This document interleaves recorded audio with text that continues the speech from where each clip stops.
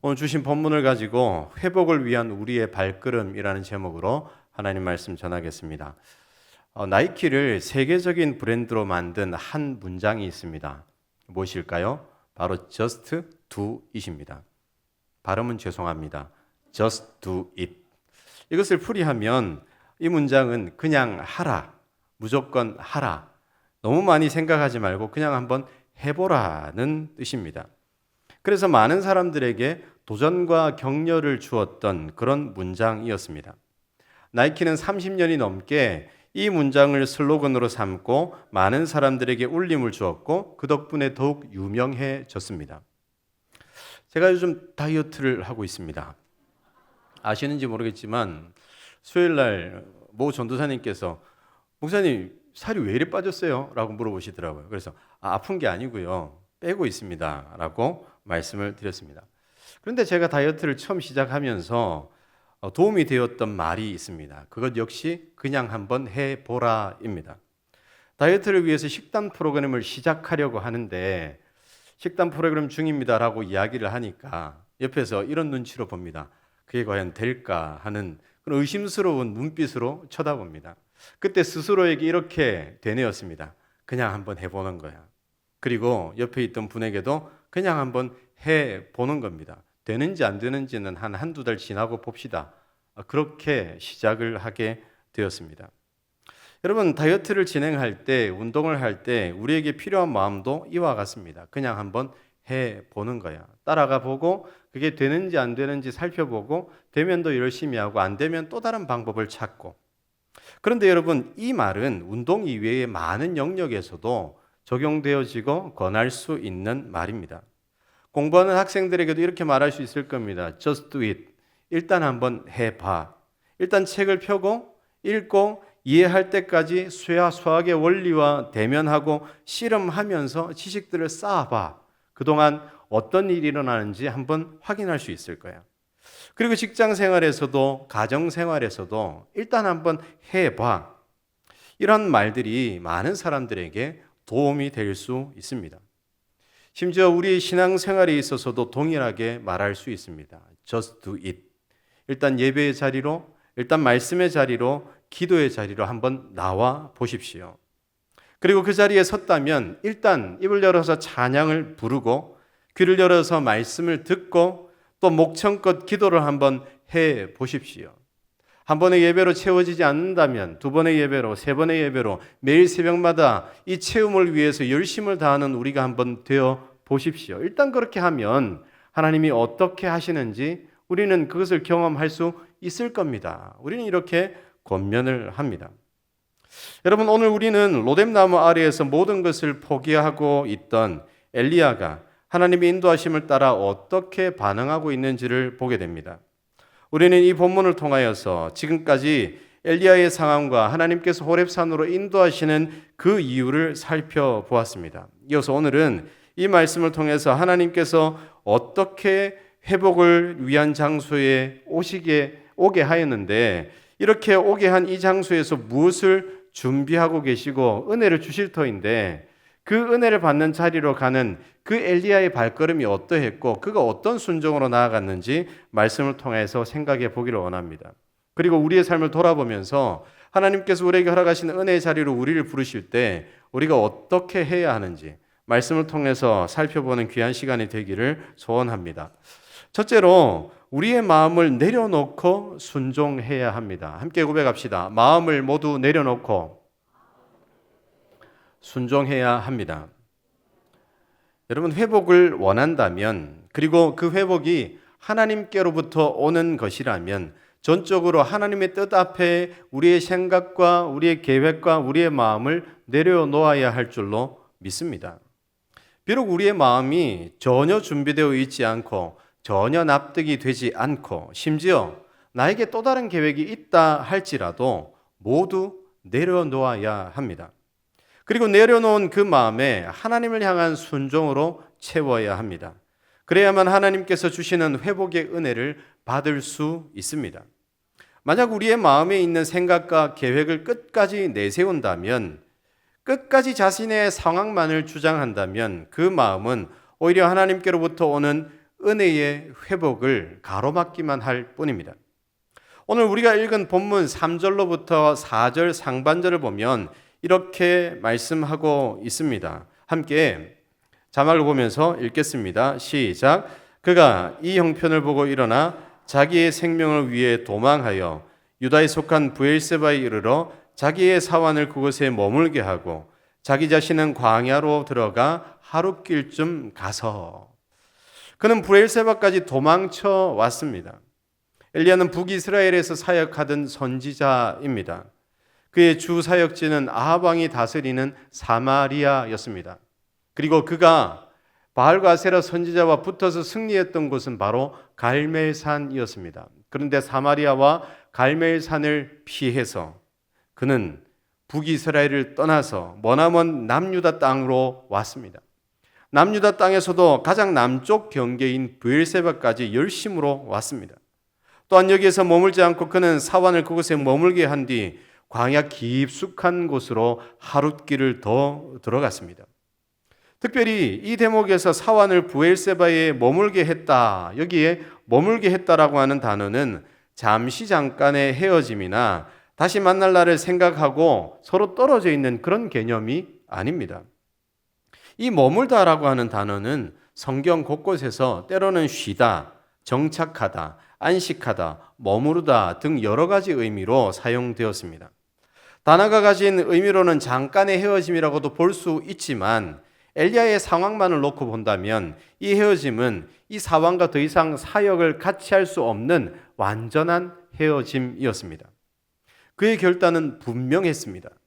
자신이 지금껏 감당했던 사역을 완전히 포기하기 위해서, 죽음을 맞이하기 위해서, 지금껏 사역했던 모든 사역의 성과들과 그 자산들을 뒤로 하고 함께 사역했던 사환과도 헤어진 채 홀로 마지막 길을 떠났던 것입니다.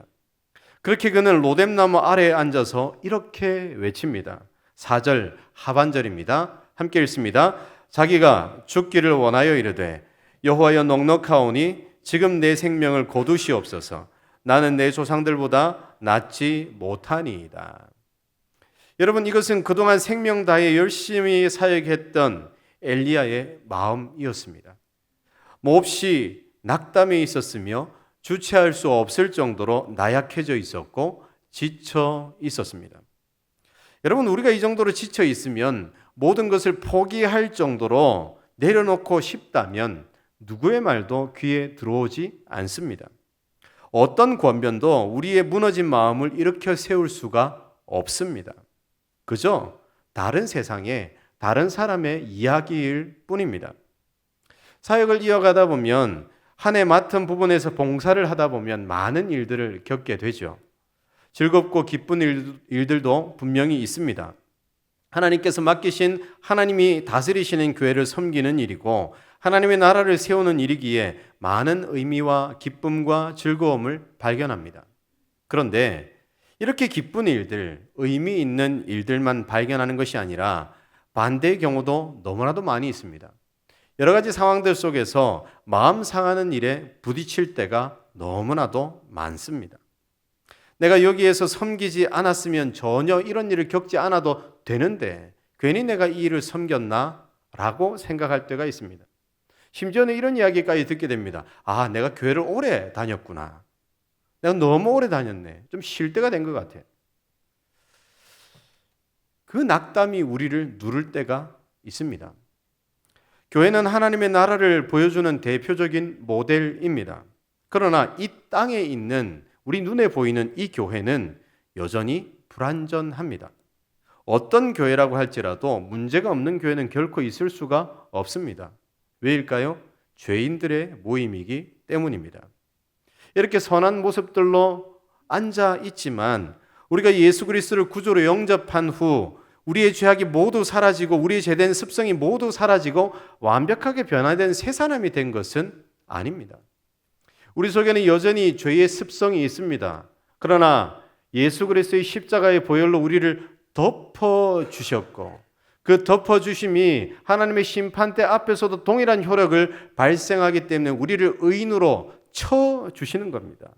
의롭다 여겨주시는 겁니다. 그러나 이 덮어주심의 은혜가 옅어지면 옅어질수록 우리 속에는 죄된 본성이 마구마구 튀어나옵니다. 그래서 공동체에서 여러 가지 모습으로 섬길 때마다 아름답게 서로를 덮어줄 수 있어야 하는데 우리 눈에 보이는 것은 왜 저렇게밖에 하지 못할까? 왜 저거밖에 안 될까?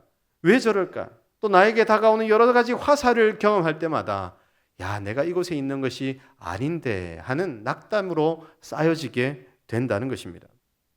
그래서 교회를 섬기는 횟수가 많아지고 우리가 섬기는 자리가 많아지면 많아질수록 우리는 더 많은 상처에 노출됩니다.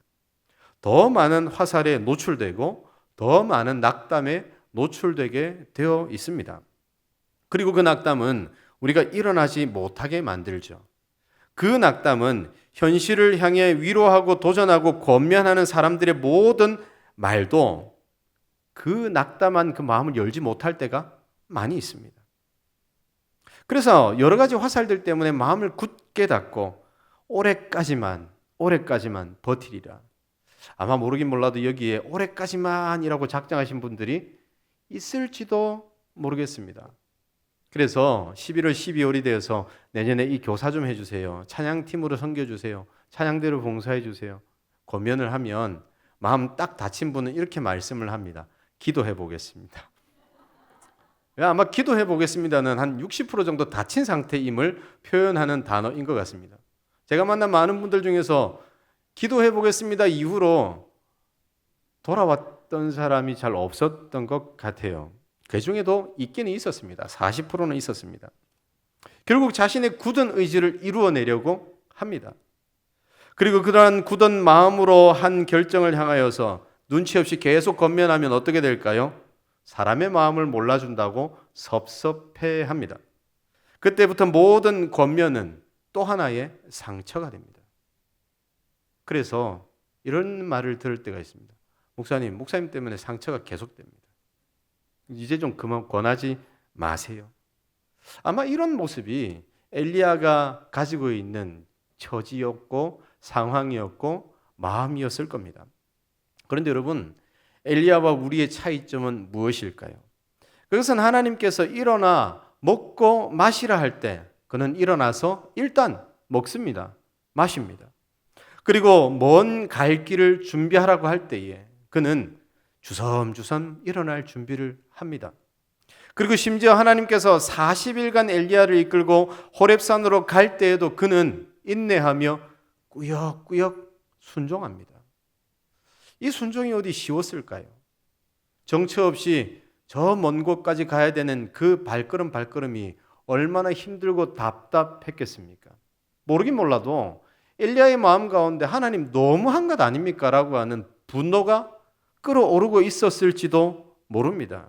그런데 그는 인내하며 그 길을 갑니다. 마음은 분명 포기하고 싶은 마음입니다. 마음은 좌절로 인하여서 일어나기 싫은 마음입니다. 그런데 그는 움직입니다. 그의 귀에 무슨 말을 해도 전혀 위로가 되지 않는 상황이지만 그는 움직입니다. 그저 한 걸음씩 순종의 걸음을 걷습니다. 입으로까지는 여기까지 하겠습니다. 입으로는 더 이상 감당할 힘이 없습니다. 입으로는 여러 가지 하소연을 하지만 그의 두 발걸음은 늘 그래왔던 것처럼 하나님의 말씀에 하나님의 인도하심에 순종합니다. 그가 마음먹은 것이 있었지만 그런 자신의 마음을 자신의 계획을 모든 하소연을 일단 내려놓고 순종합니다. 사랑하는 성도 여러분, 우리는 낙담과 낙심 그리고 많은 상처들의 틈바구니 속에서 어떻게 결정하고 행동하고 있습니까?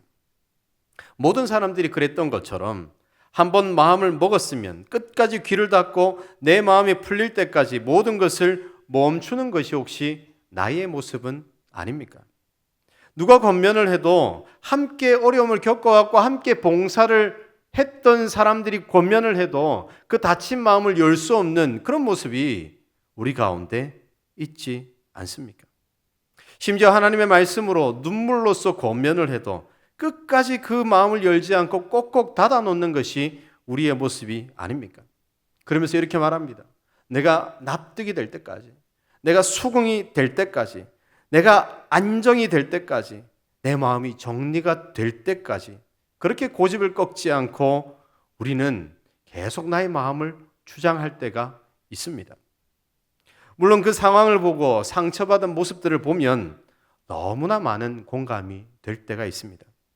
그러나 여러분, 진정한 회복을 위해서는 회복의 자리로 이끄시는 하나님의 인도하심에 마음이 닫혀 있다 할지라도, 납득이 되지 않는다 할지라도, 어떻게 해도 인정이 되지 않는다 할지라도, 어떻게 해도 이 화가 풀리지 않는다고 할지라도, 내 계획과 맞지 않는다고 할지라도 모두 내려놓고 일단 순종으로 나아가야 할 줄로 믿습니다.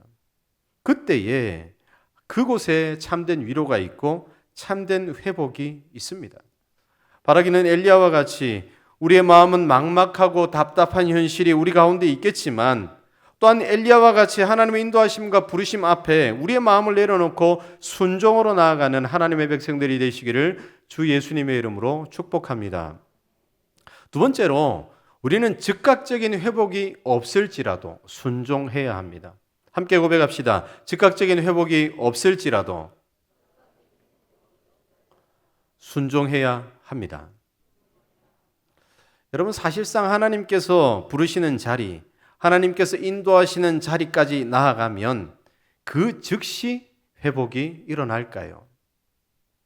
아쉽게도 우리는 드라마틱한 채우심이 있고 어떤 것도 이겨낼 수 있는 담대한 마음이 생겨날 것을 기대하지만, 사실상 하나님께서 허락하신, 하나님께서 이끄시는 자리로 나아간다 할지라도 별로 새롭게 되는 것이 없고 회복되는 것이 없다고 느껴질 때가 훨씬 더 많이 있습니다. 그때 우리는 아무런 일도 일어나지 않는 현실을 보면서 하나님 왜 부르셨습니까? 로뎀나무 아래에 앉아서 하소연하던 엘리야와 같은 외침을 외치고 있을 수도 있습니다. 우리는 일반적으로 예배 자리에 가면, 하나님께서 허락하신 은혜의 자리에 가면, 섬김을 포기했던 자리, 봉사를 포기했던 자리에 다시 가면 하나님께서 합당한 은혜를 주시고 회복을 주실 것이다 기대합니다. 위로가 있을 것이라 기대합니다.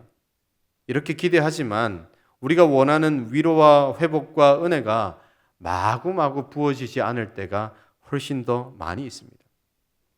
우리가 기대는 할 수 있지만 기대만큼 하나님께서 속히 위로하시지 않는 것처럼 느껴질 때가 정말 많이 있습니다. 또한 우리의 생각과 내가 원하는 방식이 아니라 하나님은 전혀 다른 방식으로 나를 이끌어 가지 않는가, 그런 의심이 들 때도 상당히 많이 있습니다. 그래서 기도할 때마다 하나님 언제입니까? 어디입니까? 하나님의 뜻이 무엇입니까? 그 뜻에 집중하며 기도해야 할 때도 있습니다. 그래서 우리가 잘 저지르는 실수가 무엇입니까? 우리의 이러한 경험들이 쌓이고 쌓였을 때 우리는 하나님에 대해서 판단을 하기를 시작합니다. 내가 해봤는데 하나님은 당장 뭘 주시는 분은 아니시더라. 그래서 나도 당장 순종하지 않을 것이야. 회복의 자리로 갔는데 기대가 큰 만큼 실망도 너무 커서 이제는 기대 자체를 하지를 않아야 되겠네. 혹시 우리들의 모습은 아닙니까? 제가 예전에 청소년부를 담당할 때 수련회 시즌만 되면 아이들이 하는 말이 있었습니다. 뭘까요? 전도사님, 수련회 안 가겠습니다. 수련회 안 간다는 애들이 한 20명은 되는 것 같아요. 그래서 한 사람씩 만나서 물어보면 이런 겁니다. 자기 딴에나 열심히 기도하고 수련회를 통해서 은혜를 받으리라 소망을 했는데 은혜를 받는 것 같지만 수련회 돌아오는 길에서 모두 쏟아버리고 똑같이 돌아가 버리는 삶, 드라마틱하고 다이나믹한 변화가 내 삶에 임할 것을 기대했는데, 수련회에도 하나님께서 나를 짠 하고 바꿔주실 것을 소망했는데 아무런 것도 일어나지 않는 그 현실에 답답하고 힘들다는 이야기입니다. 그래서 그 아이들이 이렇게 말합니다. 시간 낭비인 것처럼 보입니다. 그러나 여러분, 당장 눈앞에 변화가 보이지 않고 우리가 기대한 것과 다르게 일하시는 하나님을 경험한다 할지라도 우리는 늘 순수하게 하나님의 인도하심과 하나님 앞에, 그 이끄심 앞에 순종해야 한다는 사실을 잊어서는 안 됩니다. 즉각적인 회복을 기대할 수 없는 상황이라 할지라도, 내가 해봤는데 그렇게 뭔가 당장 주시는 분이 아니시더라, 이런 판단이 있다 할지라도 그 판단 때문에 하나님 앞에 순종하지 않는 어리석은 모습에서는 떠나야 합니다. 오늘 말씀 9절을 보면 이렇게 기록하고 있습니다. 엘리야가 그곳 굴에 들어가 거기서 머물더니 여호와의 말씀이 그에게 임하여 이르시되 엘리야야, 내가 어찌하여 여기 있느냐. 엘리야는 지금 40일을 한 걸음 한 걸음씩 걸어서 호렙산까지 왔습니다. 그의 걸음을 생각해 보면 기대함이 있어서 여기까지 왔다기보다는 하나님께서 이끄시니까, 하나님께서 계속 가라 말씀하시니까 그 말씀에 순종하면서 겨우겨우 여기까지 온 것이었습니다. 그런데 그는 호렙산의 한 굴에 머물러 있었습니다. 그런데 이 모습을 보면 로뎀나무 아래에서 지치고 고나여 쓰러진 그 장면이 하나님의 산 호렙산 한 굴에서 되풀이되고 있는 것처럼 보입니다. 10절을 보면 엘리야는 로뎀나무 아래에서 하나님께 호소하던 외침과 비슷한 말을 하고 있습니다. 그는 이렇게 대답합니다. 10절 함께 읽습니다. 시작. 그가 대답하되 내가 만군의 하나님 여호와께 열심히 유별하오니 이는 이스라엘 자손이 주의 언약을 버리고 주의 제단을 헐며 칼로 주의 선지자들을 죽였음이오며 오직 나만 남았거늘 그들이 내 생명을 찾아 빼앗으려 하나이다. 그의 마음이 어떻습니까?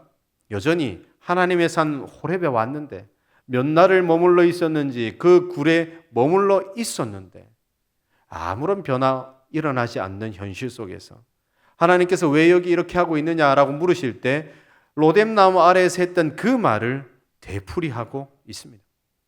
하나님, 저는 열심히 하나님을 섬기고 하나님의 말씀을 선포했습니다. 그런데 이스라엘 백성들이 주의 언약을 버렸고 그리고 나만 남았는데 이제는 저까지 죽이려 합니다.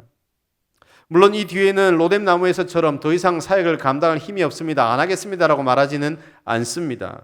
그러나 여전히 그의 마음은 포기와 낙담의 상태입니다. 사랑하는 성도 여러분, 우리가 회복을 위해서 하나님의 교회로 나옵니다. 위로를 얻기 위해서 하나님께서 베푸시는 은혜의 자리로 나옵니다. 그리고 새 힘을 주시면 다시 일어날 수 있다고 외칩니다. 그리고 이렇게 말하면서 은혜와 소망을 품습니다. 그런데 여러분, 그 은혜가 즉각 우리 심령에 다이나믹하게 임하지는 않을 때가 많이 있습니다.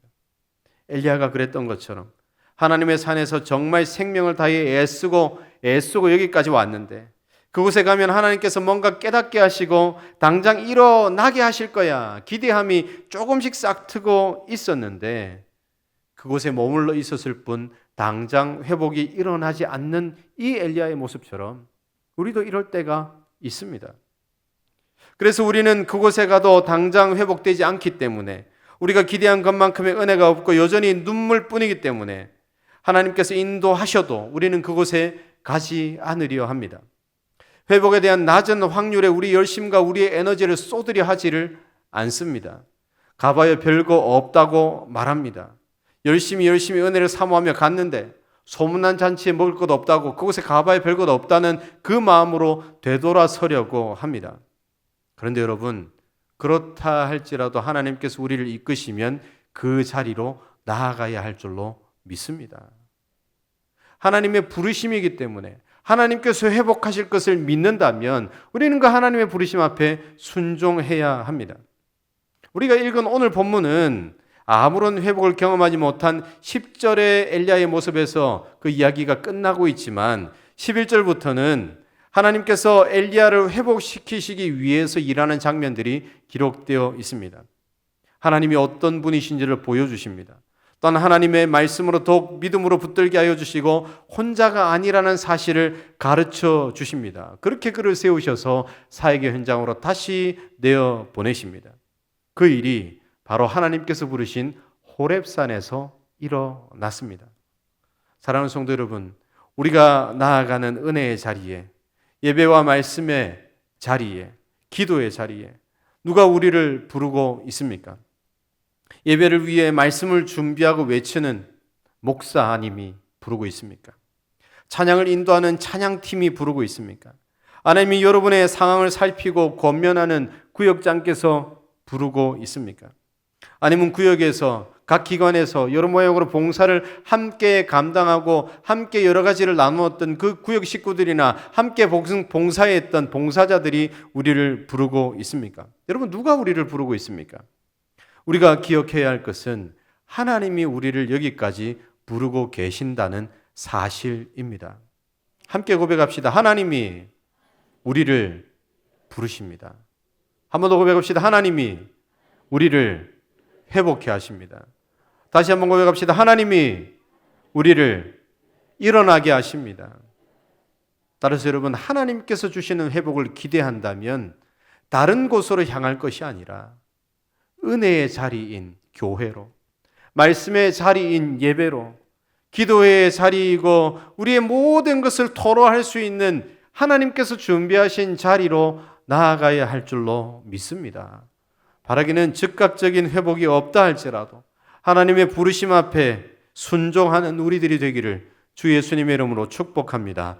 말씀을 정리합니다. 사랑하는 성도 여러분, 우리가 신앙의 기대함이 무너져서 일어날 수 없는 공고한 가운데 섰을 때 아무것도 하기가 싫고 회복을 소망하기보다도 모든 것을 내려놓고 쉬고자 하며 뒤로 물러서고자 할 때 하나님께서는 우리를 호렙산으로 부르십니다. 하나님의 은혜를 경험할 수 있는 예배의 자리로 부르시고 때로는 사역의 본래의 자리로 부르시고 기도의 자리로 부르시고 말씀의 자리로 부르십니다. 그때 우리는 우리의 생각, 내 계획을 모두 내려놓고 순종해야 합니다.